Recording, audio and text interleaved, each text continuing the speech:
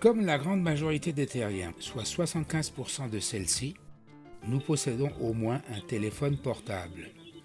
Ceci dit, le progrès de ces dernières décennies dans ce domaine a été fulgurant tant au niveau des possibilités que de la miniaturisation.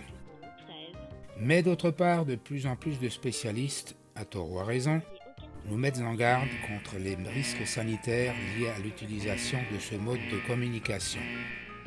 Suite à cela, il était logique que, vu le nombre d'utilisateurs et le potentiel commercial qui en découle, il n'a pas fallu longtemps pour trouver sur le marché quantité de produits permettant, paraît-il, de se protéger efficacement de ces rayonnements haute fréquence nocifs.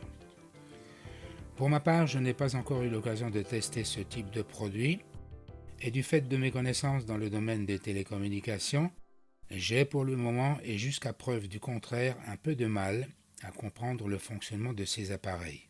Surtout quand il y a marqué sur celui-ci qu'il absorbe 100% du rayonnement. Ce qui sous-entend qu'il n'y a plus aucun signal propagé dans les airs, et logiquement donc plus rien non plus qui puisse arriver à l'antenne de mon opérateur mobile. Donc de ce fait, impossibilité de communiquer. Étant moi-même un utilisateur de ce type de communication, et comme je n'ai pas envie de mourir trop jeune à petit feu et par autodestruction, je me suis mis à cogiter et à chercher un moyen simple, efficace et si possible bon marché pour parer ce problème. Je vous propose donc une solution qui a le mérite non seulement d'être très efficace, mais en plus elle est totalement gratuite et facile d'utilisation. Et je vais d'ailleurs vous le démontrer avec cette petite vidéo.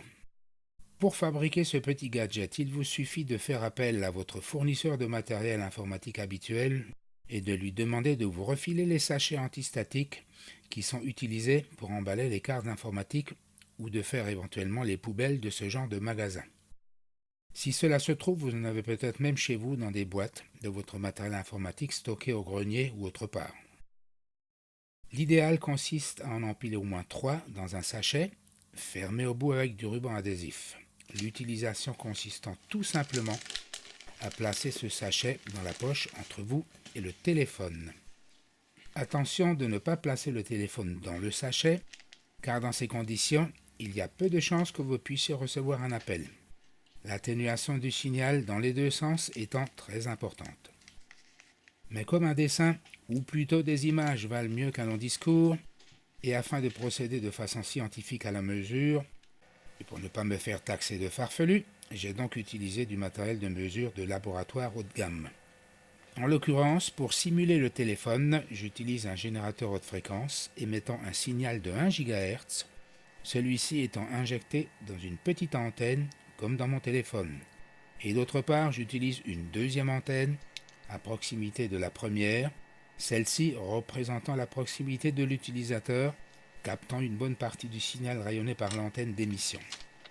Cette énergie est renvoyée dans un analyseur de spectre qui me permet de mesurer la puissance du signal sans et avec le super sachet de protection.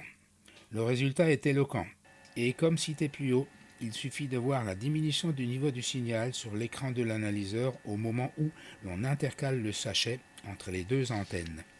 L'atténuation est considérable, et si l'ensemble est bien positionné, le signal de l'autre côté du sachet est au moins 1000 fois plus faible que du côté de téléphone. Un dernier détail, à force de trimballer et froisser l'ensemble sachet, celui-ci perd de son efficacité et je vous conseille donc de le changer au moins une fois par an. Sur ce, je vous souhaite bien du plaisir et une bonne santé.